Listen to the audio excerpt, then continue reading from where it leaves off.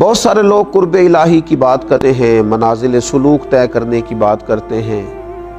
ان رستوں پر سفر کرنے کی بات کرتے ہیں جو رستے انسان کو اللہ تبارک و تعالیٰ کے قریب کر دیں، نبی پاک صلی اللہ علیہ وسلم کی بارگاہ کی حضوری اسے عطا کرے۔ اور پھر دیکھا گیا ہے کہ اس میں لوگ کئی دفعہ بڑا گہرا فلسفہ بیان کرنے کی کوشش کرتے ہیں، اس میں کئی دفعہ لوگ ایسی باتیں کرنے کی کوشش کرتے ہیں جو کئی دفعہ اجنبی سی محسوس ہوتی ہیں،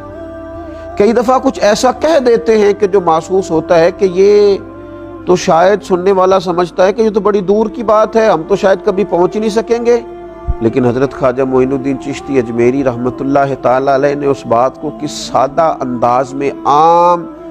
فہم انداز میں لوگوں کو سمجھایا۔ حضرت خواجہ اجمیر رحمۃ اللہ تعالی علیہ فرماتے ہیں کہ ایک شخص نے میرے مرشد حضرت خواجہ عثمان ہانوری رحمۃ اللہ تعالی علیہ سے پوچھا تھا، کسی شخص کو کیسے معلوم ہوگا کہ مجھے قرب الہی حاصل ہو رہا ہے؟ کیسے پتہ چلے گا کہ میں اللہ کے قرب کی منزل کی طرف بڑھ رہا ہوں؟ تو حضرت خواجہ عثمان ہارونی فرمانے لگے،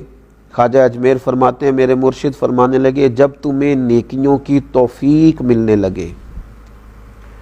اور جب گناہوں کی نفرت تمہارے دل میں آنے لگے تو سمجھو